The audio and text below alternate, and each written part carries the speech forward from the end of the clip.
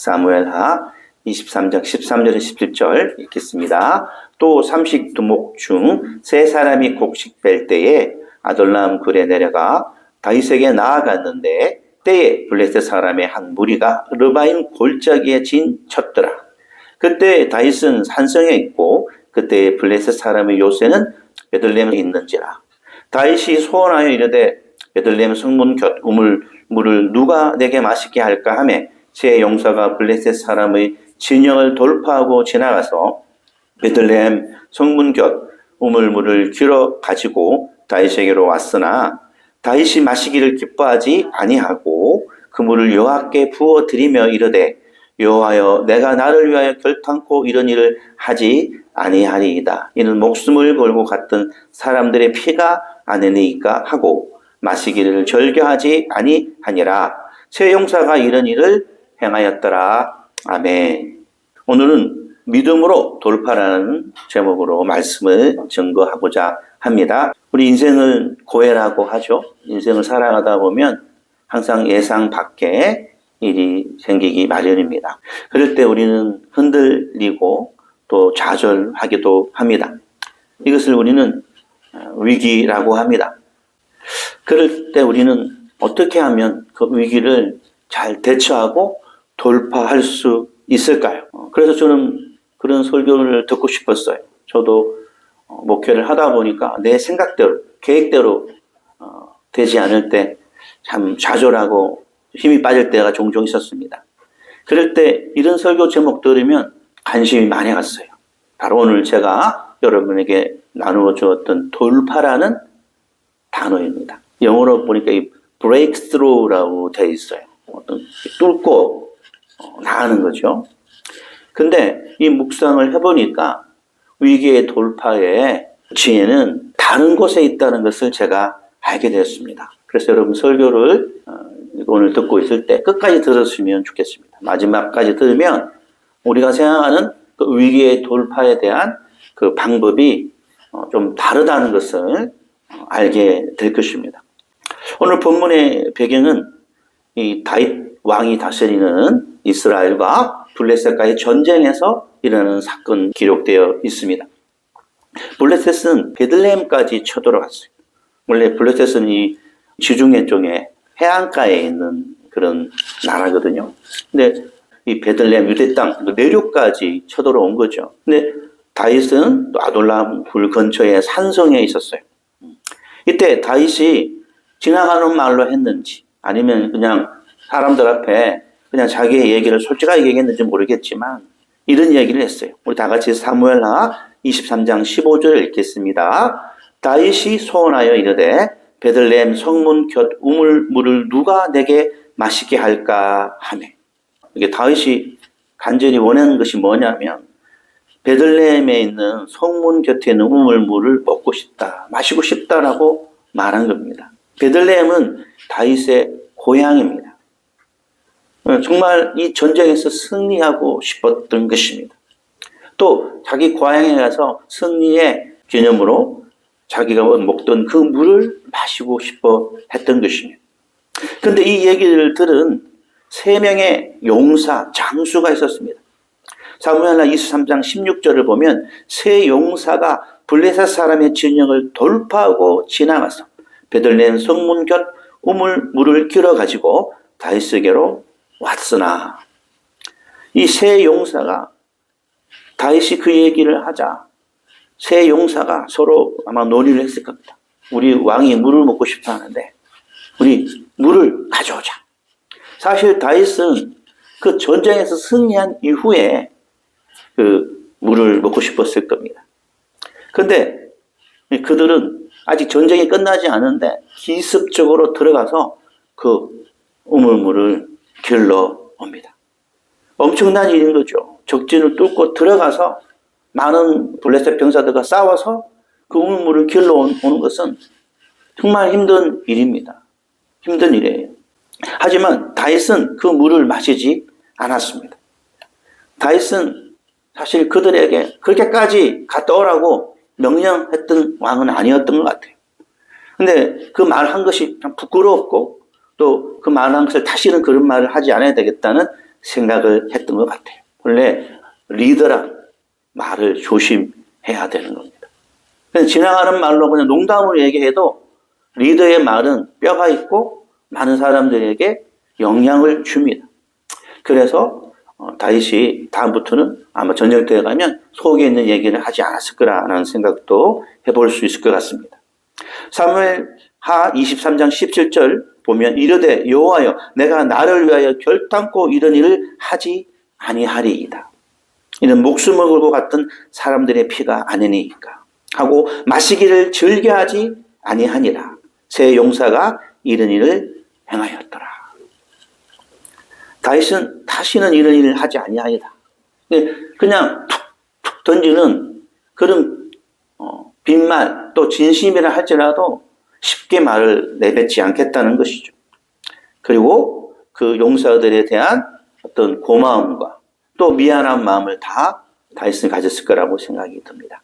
성경은 이 세 용사의 이 행동을 기록했다는 것은 결코 이들의 그 행동이 이상한 행동이 아니라는 거죠. 본을 받을 만한 행동이라는 것입니다. 자기가 모시는 그 왕에 대한 충성심을 볼 수 있고요. 강력한 전투 능력도 볼 수 있습니다. 정말 다윗이 어떠한 사람이었길래 이 세 용사 같은 그런 측근들이 있었을까요? 다윗은 훌륭한 리더십을 가지고 있었습니다. 다윗은 기름 부음 받은 왕입니다. 명분이 있었어요. 정당성이 있었어요. 사람들은 다윗을 왕으로 인정했던 것입니다. 또한 다윗은 하나님께 충성스러운 종이었습니다. 그들에게 본이 되었던 것입니다. 또한 다윗은 누구보다도 전쟁의 달인이었어요. 우리 한국 땅에 있는 이순신 장군이 있다면 이스라엘에게는 바로 다윗 왕이 있는 것입니다. 백전, 백승 그 용어가 떠오르는 사람은 이순신 장군이라면 우리 성경에는 다윗 왕입니다. 단 한 번도 패배가 없는 전쟁의 왕이었습니다. 그래서 사람들은 다윗을 영웅으로 생각했어요. 그리고 진심으로 다윗을 따르는 것이 그들에게 기쁨이었습니다. 사람이 살아가다 보면 건강의 복도 있고 또 재물의 복도 있고 여러 가지 복이 있겠지만 좋은 지도자를 만나는 것도 저는 복이라고 생각합니다. 우리가 어떤 회사에 다니더라도 좋은 CEO를 만나는 것이 복입니다. 학교에 가더라도 좋은 선생님을 만나는 것이 복입니다. 가정에 있더라도 좋은 부모님을 만나는 것이 복입니다. 그리고 좋은 정치적 지도자를 만나는 것도 복입니다. 더 나아가 좋은 목사님 만나는 것 또한 큰 복이라고 생각합니다. 사랑하는 여러분들에게 이 세 용사에게 다윗 왕이 있었던 것 같이 여러분들에게도 정말 존경하고 따르고 싶은 그런 리더가 있기를 주의 이름으로 축원드립니다. 아멘, 아멘. 그렇습니다. 이 다윗이 다스리는 그 이 당시가 이스라엘의 최고의 전성기였던 것을 우리는 알 수 있습니다. 이스라엘 역사상 가장 위대한 왕 다윗. 다윗은 예수님의 그림자입니다. 훗날 예수 그리스도를 통해 성취된다는 것입니다. 다윗이 다스렸던 그 이스라엘은 하나님 나라의 그림자이고 사인입니다. 훗날 이 다윗 왕보다 더 위대하신 예수 그리스도가 다스리는 그 나라, 하나님 나라에 대한 그 계시가 숨어 있는 것입니다. 그렇기 때문에 다윗에게 하나님이 함께 하셨던 것입니다. 그러므로 우리는 이 다윗을 통해 하나님의 나라에 대한 비전을 품어야 합니다. 우리 아모스 9장 11절 읽어보겠습니다. 그날에 내가 다윗의 무너진 장막을 일으키고 그것들의 틈을 막으며 그 허물어진 것을 일으켜서 옛적과 같이 세우고. 하나님은 이스라엘의 멸망 뒤에 오는 새로운 하나님 나라의 비전을 계시해 주셨습니다. 다윗의 무너진 장막을 일으키겠다고 했습니다. 그러므로 이스라엘의 최고의 전성기인 다윗이 통치하는 그 다윗의 왕국, 그것은 바로 하나님의 나라를 상징하는 것입니다.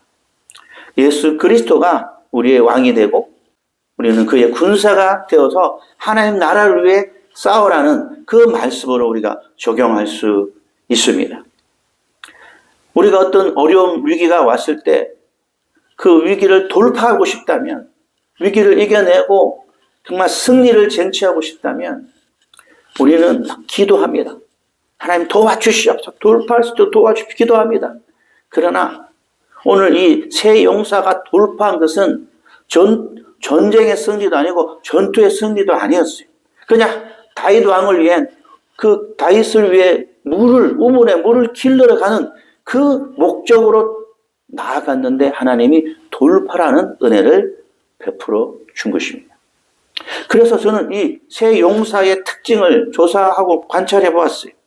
우리가 이 전쟁의 어떤 승리, 진정한 돌파를 원하는 그 승리의 목적을 원한다면 이 세 용사의 그 어떤 성품, 믿음, 그들의 특징 세 가지를 우리가 배워야 될 것입니다.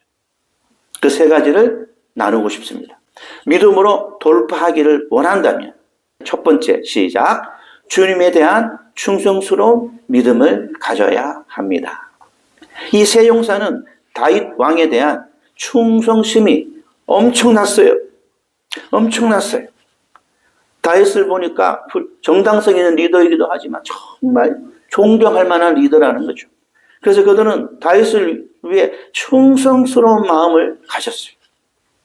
오늘날 우리는 주님에 대한 충성심이 있냐는 것이죠. 교회 다니는 이유가 잘 먹고 잘 살기 위해서, 어려운 문제를 해결하기 위해서 오는 사람들이 너무 많습니다. 사실 뭐 그런 마음 갖는 것도 어느 정도는 이해가 됩니다. 다 하나님께 필요를 구하죠. 그러나 교회 오는 가장 본질적인 문제는 우리가 하나님을 믿기 위해서입니다.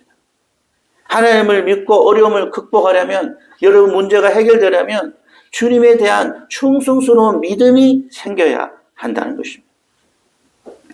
우리가 충성스러운 믿음을 가지려면 주님이 어떤 분인가를 알아야 합니다.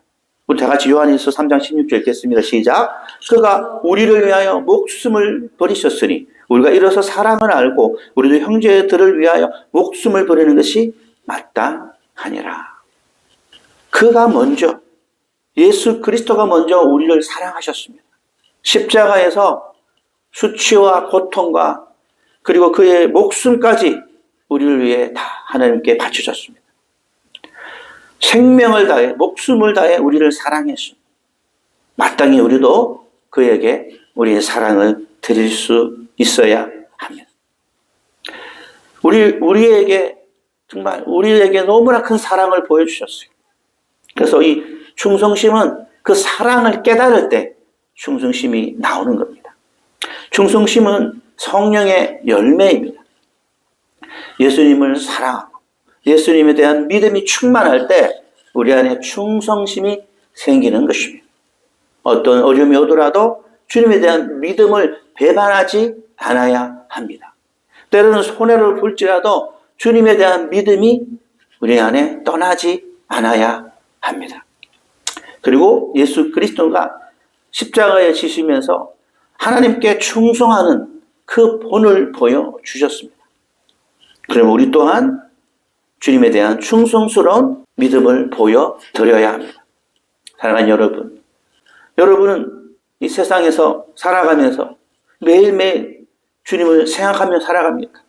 어떤 교회는요, 24시간 주님과 동행하는 운동을 한다고 합니다. 그래서 동행 일기를 막 기록해요. 그래서 그것 때문에 뭐 사람들이 은혜도 받기도 하지만 때로는 막 숙제같이 막 이렇게 어려움을 겪기도 하지만, 그러나 24시간 주님과 동행하자는 그 취지가 얼마나 좋은지 모르겠습니다. 우리 주님은 우리를 24시간 동안 절대 버리지 않습니다. 아멘이십니까? 우리 주님은 24시간 동안 절대 우리를 잊지 않고 있습니다. 그리고 우리 주님은 24시간 동안 우리와 함께 하십니다. 그러므로 우리 또한 24시간 동안 주님과 붙어 있어야 되지 않겠습니까? 주님과 동행해야 되지 않겠습니까? 이것이 바로 충성이라고 저는 생각합니다.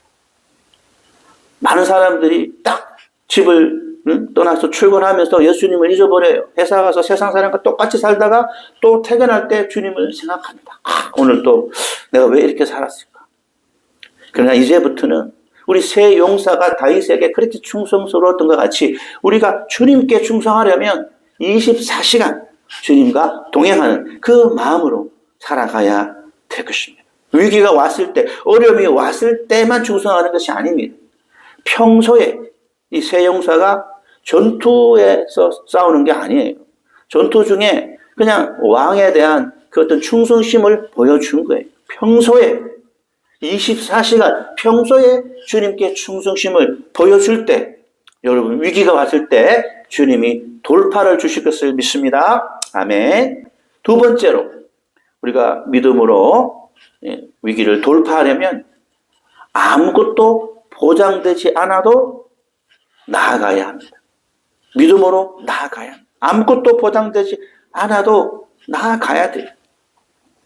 오늘 이 새 용사가 아무것도 보장이 된 게 없음에도 불구하고 우물을 기르러 적진으로 들어갔습니다. 아무것도 보장된 게 없어요. 그냥 나아가도 돌아올 보장이 없어요. 돌아올 수 있는 약속만 있다면 누구나 갔다 오죠. 누구나 인정받을 수 있죠. 그렇지 않습니다. 회사에서도요, 인정받는 훌륭한 리더들은요, 아무것도 보장되지 않아도 제가 하겠습니다 라고 손을 드는 사람이에요. 때로는 실패하고 요거도 먹고 또 때로는 승진 못할 수도 있습니다. 그러나 아무것도 보장되지 않아도 당당하게 도전했던 사람들에게 성공의 기회가 오는 것입니다. 이런 책이 있더라고요. 인류에서 발을 떼지 않으면 이루에 도루할 수 없다. 일리 있는 말이라고 생각해요. 이루까지 도루를 하고 싶은데 가다가 태그아웃 당할까 봐 두려워서 뛰지 못한다면 절대 이루까지 갈 수 없다는 것입니다. 우리가 가야 될 이유가 있을 때는 때로는 아무것도 보장되지 않아도 담대히 뛰어나갈 수 있어야 합니다. 다니엘서 6장 16절에 보면 다니엘이 사자굴에 던져지는 사건이 나옵니다. 이에 왕이 명령하여 다니엘을 끌어다가 사자굴에 던져 넣는지라. 왕이 다니엘에게 이르되 네가 항상 섬기는 너의 하나님이 너를 구원하시리라 하니라. 다니엘은요, 늘 하루에 3번 기도하는 그런 습관을 갖고 있었습니다.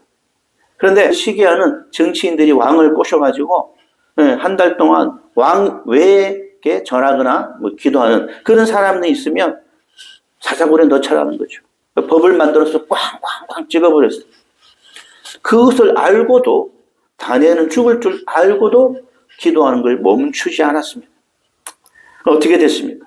사자굴에 던져지게 되었습니다. 아무것도 보장이 되지 않은 그런 미래에 불투명한 그런 일이 생길지라도 그는 포기하지 않았어요. 그냥 믿음으로 계속 나아갔어요. 어떻게 됐습니까? 하나님이 사자의 입을 막으시고 사자굴에서 건져 주었습니다. 또 다니엘 3장 18절에 보면 그 세 친구도 똑같이 비슷한 위기를 당합니다. 그러나 그가 끝까지 금신상에게 절하지 않겠다고 하자 왕이 뜨거운 용광로에 던져버렸어요. 이렇게 고백합니다. 다니엘 3장 18절에 보면 그렇게 하지 아니하실지라도 왕이여 우리가 왕의 신들을 섬기지도 아니하고 왕이 세우신 금신상에게 절하지도 아니할 줄을 아옵소서. 그렇게 하지 아니하실지라도 하나님이 풀무불에서 용광로에서 건져주지 아니하실지라도 우리는 우상 숭배하지 않고 뛰어들겠습니다. 하나님은 아무것도 보장되지 않아도 믿음으로 살아가는 그런 사람들에게 위기를 돌파하는 은혜를 베풀어 주신다는 겁니다. 다 안정적이고 다 편안하면 못할 게 누가 있겠습니까? 하나님은 왜 다니엘과 그 세 친구에게 함께 했을까요? 다니엘은 포로로 끌려가서 그 바벨론의 포로로 살았어요. 수많은 사람들이 어떻게 믿음으로 살아야 될지 아무도 모르는데 다니엘과 그 세 친구가 기준이 되었던 것입니다. 롤 모델이 되었던 것입니다. 참으로 믿음의 사람들이 필요합니다. 이 세 용사가 왜 성경에 기록되어 있습니까? 믿음으로 살아가는 사람들의 본이 되기 때문에 그렇다는 것입니다. 우리는 아무것도 보장되지 않아도 하나님의 뜻이라면 나아가는 그 삶을 살아야 합니다. 저도 과거에 돌아보니까 제가 직장을 간두고 이렇게 신대원에 가기 위해서 직장을 관두고 이렇게 도전할 때 참 많은 사람들이 격려해 주셨어요. 두렵기도 했고 한편으로는 참 스스로 프라이드도 있었어요. 이제 하나님이 큰 복을 주시겠지? 근데 전혀 현실은 그렇지 않습니다. 어려운 재정이 더욱더 저를 누르게 되고 또 회사를 나왔다고 해서 신학대학원을 입학을 보장해 주는 것도 하나도 없더라고요. 아무것도 보장되지 않더라고요. 정말 미래가 불투명했어요. 근데 그 믿음으로 하루하루 살아가며 도전할 때 길이 열린다는 것을 그때 경험했던 것입니다. 여러분 위기 가운데 있습니까? 어려움 가운데 있습니까? 돌파하기를 원하십니까? 그러면 평소에 아무것도 보장되지 않은 일이라도 하나님이 기뻐하는 일, 믿음의 일이라면 여러분 결단하고 나아가는 그런 삶을 살 때 위기가 올 때 승리하게 해주시는 겁니다. 결국 이 세 용사는 다윗과 함께 블레셋을 물찌르게 됩니다. 승리하게 됩니다. 평소에 아무것도 보장되지 않아도 믿음으로 살아가는 사람에게 승리를 주신다는 것을 알아야 될 것입니다. 마지막, 믿음으로 돌파하려면 세 번째 시작, 오직 주님의 기쁨만 생각해야 한다. 이 세 용사가 정말 다윗이 그 우물물을 마실 때 기쁜 그 얼굴을 상상하며 뛰었던 것 같아요. 다윗의 기쁨을 위해서 세 용사는 믿음으로 나아갔던 것입니다. 블레셋 진영에 들어갔던 것입니다. 디모데후서 2장 4절에 보면 병사로 복마는 자는 자기 생활에 얽매이는 자가 하나도 없나니 이는 병사로 모집한 자를 기쁘게 하려 함이라. 아멘. 하나님은 우리를 군사로 부르신 것을 알아야 합니다. 우리의 부르심은 다양하죠. 때로는 또 선교사로, 때로는 전도자로, 때로는 또 우리에게 하나님의 백성으로, 예배자로 다양하게 우리를 부르지만 특별히 군사를 불렀다는 걸 알아야 합니다. 근데 군사의 그 목적이 뭐예요? 병사로 모집한 자를 기쁘게 하기 위해서 자기 생활에 얽매이지 않고 정말 최선을 다해 군사의 업무를 다하는 것이 진정한 병사의 의무라는 겁니다. 하나님의 기쁨이 되기 위해 우리가 살아야 합니다. 영적 전쟁에서 승리하려면, 믿음으로 돌파하려면 하나님의 기쁨이 되는 삶을 평소에 살아야 합니다. 누가복음 15장 32절 읽어보겠습니다. 시작. 이 내 동생은 죽었다가 살아났으며 내가 잃었다가 얻었기로 우리가 즐거워하고 기뻐하는 것이 마땅하다 하니라. 누가복음 15장 여기에 보면 탕자의 비유가 나와요. 탕자가 아버지의 재산을 절반을 받고 다 탕진하고 다시 돌아왔을 때 그 형은 화가 났어요. 질투했어요. 어떻게 아버지가 또 동생을 받아줄 수 있는가. 너무 속상했지만 그 아버지는 네 동생이 죽었다가 살아났기 때문에 내가 기뻐하고 즐거워하는 것이 마땅하다고 말씀하고 있습니다.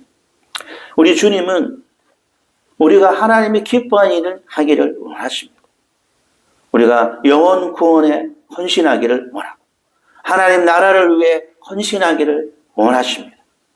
우리가 그 믿음을 갖고 살아갈 때 많은 그런 돌파가 이루어지는 겁니다. 우리 이 세 가지를 통해서 우리가 믿음의 부모가 되어야 된다고 생각합니다. 믿음의 성도가 되어야 된다고 생각합니다. 우리가 이 주님의 기쁨을 위해서 믿음으로 돌파하는 그 삶을 살아갈 때 수많은 사람들에게 본이 될 거라고 저는 생각합니다. 사랑하는 여러분, 믿음으로 살아가는 그런 사람들이 너무나 많지 않다고 제가 말씀드렸죠. 여러분은 어떻습니까? 여러분 정말 믿음으로 살아간다고 말할 수 있습니까? 사람들에게 본이 되겠습니까? 많은 사람들이 한국교회를 걱정하고 다음 세대의 신앙을 걱정하고 있습니다. 그러나 우리가 진심으로 다음 세대를 위해 기도하고 진심으로 한국교회를 위해 기도한다면 하나님은 우리에게 때론 어려움을 허락하시고 위기를 허락하십니다. 그것이 기회입니다. 위기가 기회입니다. 왜냐하면 우리가 믿음으로 살아가는 것을 하나님이 원하시기 때문에 그렇습니다. 그러나 수많은 사람들은 믿음으로 안 살아요. 겉모술수와 자기 계산과 자기谋略과 자기에게 이익이 되는 쪽으로만 가는 사람들이 너무 많습니다. 목회자도 그런 사람들이 많습니다. 우리는 믿음으로 살아야 합니다. 저는 어제 책을 읽는데 이런 얘기를 읽었었어요. 중국에 어떤 카멜리에라는 여자아이가 살았는데 너무 공부를 잘하는 아이라고 합니다. 그 이유는 부모가 그 공부하기를 원했어요. 부모가 뭔가를 요구해서 부모에게 순종하는 아이였어요. 그래서 공부를 잘해서 좋은 대학도 가고 정말 인정받는데 이 아이는 점점 앓고 우울증으로 앓고 또 자살 충동이 일어납니다. 그 아이의 고민은 과연 나는 누구일까? 나는 도대체 왜 살아야 될까? 나는 나를 위해 내가 하고 싶은 걸 한 번도 못하고 살아갔어. 죽고 싶은 거예요. 그런데 어느 날 대학에서 뉴질랜드 1년 어떤 그 유학 같은 그런 제안을 받습니다. 뉴질랜드 가서 있는데 중국은 그 당시에 유튜브를 못 보게 했나 봐요. 자유가 좀 제한되어 있는 거죠. 유튜브를 보는데 어떤 분의 신앙 간증을 듣고 그가 성경을 읽으며 하나님을 만나게 됩니다. 그리고 뉴질랜드에서 살기로 결정하고 믿음으로 살아가는 그 얘기를 저는 어제 읽었습니다. 참 여기서 제가 뭘 느끼냐면 오늘날 우리 믿음의 부모들 한번 돌아봤으면 좋겠어요. 정말 우리의 자녀의 미래를 하나님이 원하는 미래로 인도하는 가이드를 하고 있는지 돌아봤으면 좋겠어요. 전부 다 세상에 잘 나가는 직업을 자녀들에게 강조하고 있지는 않습니까? 내가 못했던 그 일들을 자녀를 통해 이루고 싶어 하고 있지 않습니까? 정말 우리는 부끄러워해야 돼요. 자녀들의 미래는 자녀들 겁니다. 부모들 게 아니에요. 또 우리의 자녀들은 또 내 인생 내 거라고 생각하면 안 돼요. 하나님의 인생, 하나님이 주신 인생이에요. 하나님이 나를 위한 그 계획이 가장 퍼펙트한 완전한 계획입니다. 하나님이 기쁨이 되는 오직 주님이 기뻐하는 그 삶을 살 수 있도록 우리 부모나 우리 믿음의 자녀들이 결단하고 나아가야 되지 않을까요? 오직 주님의 기쁨만 되기를 원한다면 믿음으로 돌파하게 될 것입니다. 할렐루야. 아멘. 여러분 아무리 어려운 환경이라도 자녀의 꿈을 제한하시면 안 됩니다. 자녀가 큰 꿈을 꿀 수 있도록 부모님은 가이드해 주어야 합니다. 그리고 하나님의 영광을 위해 그들이 살아갈 수 있도록 하나님의 기쁨이 될 수 있도록 우리는 그들을 인도해야 합니다. 교회도 마찬가지입니다. 이 세상에서 정말 필요한 게 무엇인지 그것을 설교하고 그것을 가르치는 그런 교회가 되어야 된다고 생각합니다.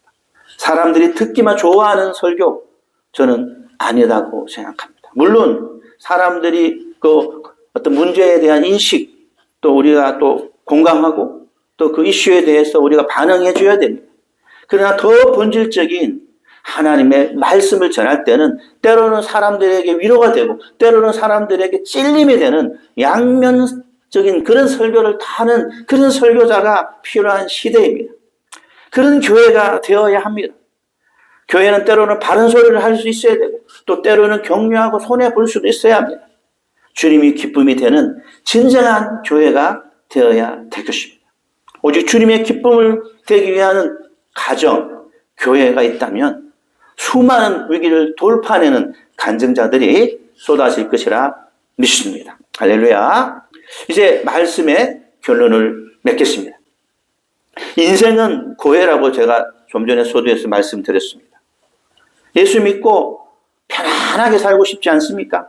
그러나 완전한 평안은 천국 외에는 없습니다.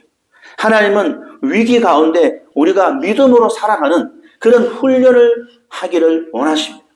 그래서 위기가 우리에겐 기회이고 축복입니다. 고난이 축복이 된다는 것입니다. 그래서 위기가 왔을 때는 우리는 믿음으로 돌파하는 삶을 통해서 많은 믿음의 세대들에게 불신자들에게 본이 되어야 될 것입니다. 그러기 위해서는 우리가 하나님의 나라에 대한 비전을 세워야 합니다. 확립해야 합니다. 오늘 새 용사가 다윗을 위해 또 이스라엘 왕국을 위해 정말 최선을 다해 전쟁에서 싸웠습니다. 심지어는 그 자기가 존경하는 다윗 왕의 베들레헴에 있는 우물에 물을 길러주기 위해서 목숨을 걸어서 적진으로 돌파에 들어갔습니다. 그리고 하나님은 그들을 무사히 돌아오게 해 주었습니다. 우리는 이 돌파를 통해 배워야 될 세 가지를 좀 전에 나누었습니다. 첫째, 믿음으로 돌파하려면 시작, 주님에 대한 충성스러운 믿음을 가져야 합니다. 둘째, 아무것도 보장되지 않아도 믿음으로 나아가야 합니다. 마지막 세 번째, 오직 주님의 기쁨만을 생각해야 합니다. 언제? 평소에 위기가 오기 전에도 충성스러운 믿음으로, 아무것도 보장되지 않아도 좁은 길로 믿음으로 나아가야, 항상 주님의 기쁨이 되는 그 일을 하겠다고 생각하고 나아가야 합니다. 이런 자들에게 위기가 왔을 때 하나님이 돌파의 능력을 주시는 겁니다. 이 한국 땅에 정말 큰 위기는 교회가 비어간다는 것입니다. 작은 교회는 정말 생존의 위협 속에 살고 있습니다. 어떻게 하면 예전과 같이 우리 한국교회가 부흥하고 민족이 영혼 구원이 일어나고 남북한 통일이 이루어지고 정말 하나님이 기뻐하는 그런 민족이 될 수 있을까요? 하나님의 나라에 대한 비전을 품어야 합니다. 그리고 그 하나님 나라에 대한 비전과 함께 주님께 충성스럽고 주님의 기쁨을 위해 아무것도 보장되지 않아도 믿음으로 살아가는 사람이 되어야 합니다. 그런 사람들이 1명, 2명, 3명 늘어날 때 이 땅에 위기가 떠나갈 줄 믿습니다. 진정한 기도의 능력이 나타날 줄 믿습니다. 하늘에 우리의 기도가 상달될 줄 믿습니다.